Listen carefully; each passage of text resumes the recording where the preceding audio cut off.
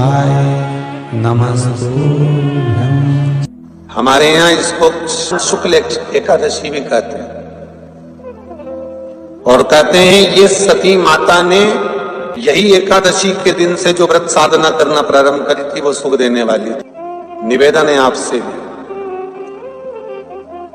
कोई कार्य अटक रहा है, तकलीफ आ रही है, दुख है, लक्ष्मी नहीं आ रही, परेशान हो, 108 बेलपत्र की, जो बेलपत्र होते हैं उसकी, इसको छेद तो करते नहीं है सुई से, बेलपत्र की डंडी को बांधते जाओ 108 बेलपत्र की माला बना लो और माला बनाकर भगवान शंकर के गले में, शंकर के शिवलिंग को जो चढ़ा देता है उसकी मनोकामना भगवान शंकर पूरी कर देते हैं। अट्टा एकादशी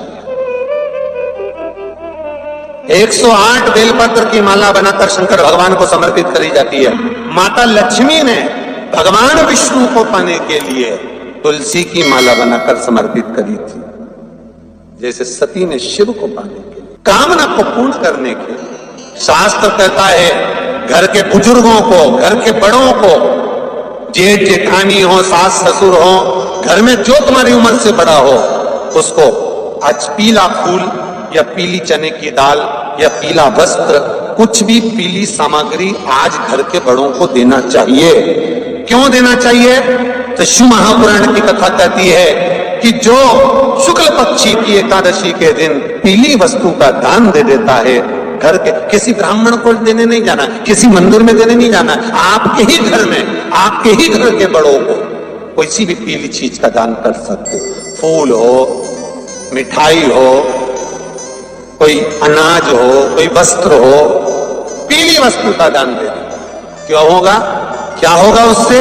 शिव महापुराण की कथा कहती है उससे जिंदगी में कभी बड़ी बीमारी प्रवेश नहीं करती। सनातन धर्म कहता है बट वृक्ष की पूजन करने वाला, बट वृक्ष के नीचे शिव की आराधना करने वाला, लोम समर्पित कर जल चढ़ाने वाले का जैसे कर्ज मुक्ति होती है, उसी तरह आंवले के वृक्ष के नीचे मात्र ताजा मिष्ठान दूध का बनाकर उस सामग्री को भगवान आंवले के वृक्ष के नीचे पूजन करने से लक्ष्मी और संपदा की वृद्धि होती है। जैसे शमी का पौधा, शमी का वृक्ष, शमी के वृक्ष के नीचे मात्र दूध और जल मिला हुआ जल, शमी के वृक्ष के नीचे मात्र ओघड़दानी अवधूतेश्वर महादेव के नाम से केवल हफ्ते में एक बार भी अगर दूध और जल का मिश्रण शमी के पौधे के नीचे कर दिया जाता है तो कहते हैं शरीर में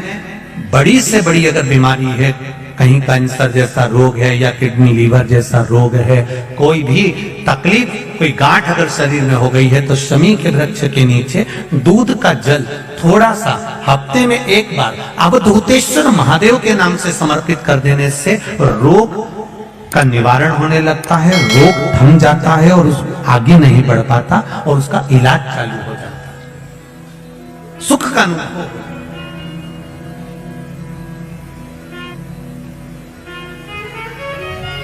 बस एक बात का स्मरण रहे आप, आंवले के वृक्ष के नीचे अगर कोई भोग लगाया गया है पा सकते हैं, पीपल के वृक्ष के नीचे कोई भोग लगाया है पा सकते हैं, बट वृक्ष के नीचे कोई भोग लगाया गया है पा सकते हैं।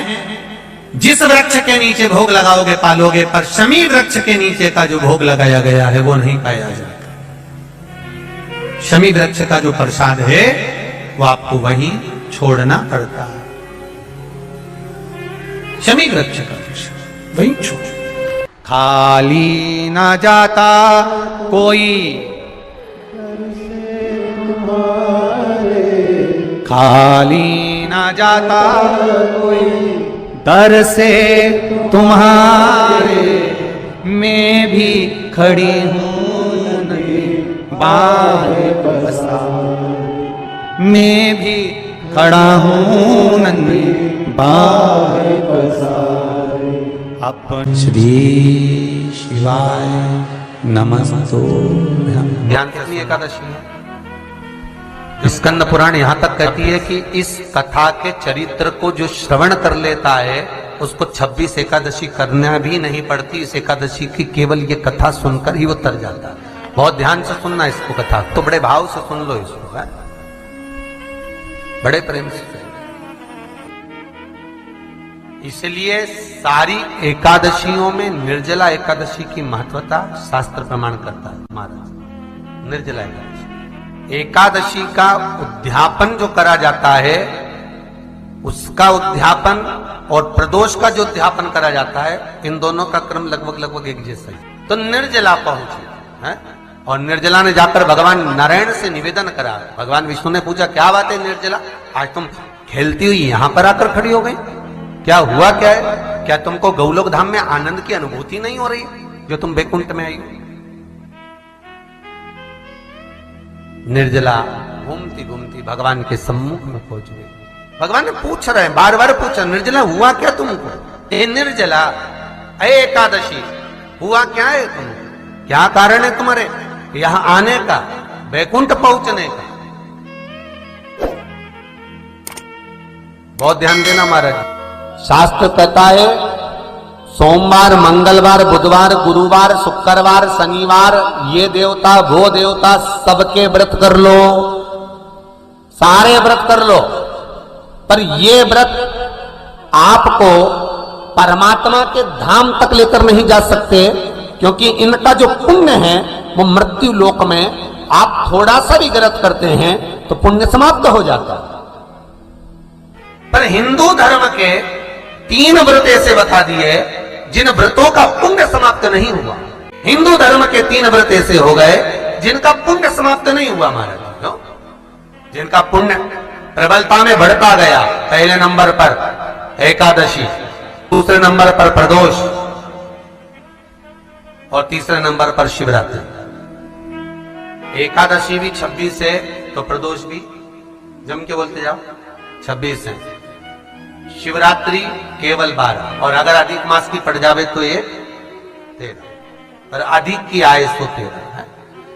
तो यहां शास्त्र कह रहा है कि 3 व्रत हमारे यहां जिनका पुण्य समाप्त नहीं हुआ, जिनका पुण्य प्रबल हुआ, बड़ा, इसलिए आज भी माता एकादशी का व्रत करती है। और एकादशी का व्रत कर कर अगर कोई जीवात्मा को देते हैं, कोई मर भी गया तो उसको एकादशी का दान देते हैं। एकादशी का उसको दान दिया है। महाराज निर्जला खड़ी है, पूछा क्यों आई हो, क्या कारण? निर्जला आई, तब लक्ष्मी मैया उठकर निर्जला के करीब में गई। बहुत सरल थी निर्जला। कहते हैं कामा एकादशी सबसे लंबी है। कौन सी एकादशी? कामा। फिर मोक्षदा उससे नीची है महाराज, और निर्जला जो है बिल्कुल छोटा स्वरूप है। निर्जला का मतलब देखा जाए तो केवल 2 चोटी करी हुई है। मस्तक पर भोर लगा हुआ है निर्जला के, माथे पर बिंदी लगी हुई है निर्जला के, सुंदर गले में तुलसी की मालाएं पहनी है निर्जला, हाथ में जो हथ फूल जैसी माताएं पहले पहनती थी, आपको ध्यान में होगा, ऐसा बड़ा फूल होता था, अंगूठियां पड़ी होती थी, हाथ में ऐसा लगा रहता है। तो निर्जला हथ फूल भी तुलसी के धारण करी, बड़ा सुंदर स्वरूप है माता निर्जला का महाराज। छोटी है तो माता लक्ष्मी उनके पास में गई और निर्जला से जाकर पूछा, निर्जला तेरे आने का कारण क्या है, तू बता। नारायण आपसे पूछ रहे हैं कि क्यों आई हो, किस लिए आई हो, क्या है तुम्हारे आने का कारण? निर्जला ने कहा, मेरी विनती केवल इतनी सी है मां, कि मैं ये चाहती हूं कि मैं जीव के प्राण छूटने के बाद उसके प्राणों को जिस समय मैं लेकर जीवात्मा के प्राणों को परमात्मा तक भेजूं, बैकुंठ तक भेजूं, गौलोक धाम तक भेजूं, उस बीच में मुझे ले जाते समय कई नरक भी बीच में पड़ेंगे, कई स्थान ऐसे बैतरणी आदि के स्थान बीच में आएंगे, तो वो स्थान में मुझे रोका ना जाए, मैं सीधे भगवान के धाम पहुंच जाऊं। ऐसी कृपा, ऐसी दया। जितनी भी माताएं एकादशी का व्रत करती, बहुत ध्यान से सुनना आज की कथा हो, शायद जिंदगी में मिली ना मिली, पर यह कथा का रिश्ता तो बहुत ध्यान से सुनना। स्कंद पुराण यहां तक कहती है कि इस कथा के चरित्र को जो श्रवण कर लेता है उसको 26 एकादशी करना भी नहीं पड़ती। इस एकादशी की केवल ये कथा सुनकर ही वो तर जाता है। बहुत ध्यान से सुनना इसको कथा को। सबसे पहला नियम एकादशी व्रत का सबसे पहला नियम है कि आप जिस दिन व्रत करो उसके एक दिन पहले भक्ति का संचार इस हृदय में करो। भक्ति का संचार इस हृदय में कर लीजिए। जिस दिन आप व्रत करो, जैसे एकादशी का व्रत कर रहे हो तो दशमी के दिन शाम का समय जब आवे, रात्रि जब होने लगे, शाम का समय आवे और रात्रि का आप जब भोजन ग्रहण करो तो उस भोजन में कोई ऐसा पदार्थ ग्रहण मत करिए जिस पदार्थ के कारण आपकी एकादशी बिगड़ जाए। कोई बेकार भोजन में ग्रहण नहीं करना, श्रेष्ठ भोजन ग्रहण करिए दशमी। और एकादशी का दूसरा नियम बहुत ध्यान से सुनिएगा। जिस दिन आपकी एकादशी का व्रत हो उस दिन प्रयास करिएगा कि अपने हाथ से किसी भी वृक्ष की कोई पत्ती टूटे ना। अपने हाथ से किसी भी वृक्ष की, पौधे की, किसी भी वृक्ष की पत्ती अपने हाथ से ना टूटे। बहुत ध्यान दीजिएगा महाराज। एकादशी का ये दूसरा नियम है कि अपने हाथ से किसी पौधे की, किसी वृक्ष की, किसी डाली की कोई पत्ती टूटे ना, कोई पत्ती ना टूटे। श्री शिवाय नमस्तुभ्यम। इस चैनल को सब्सक्राइब कीजिए लेटेस्ट वीडियो देखने के लिए।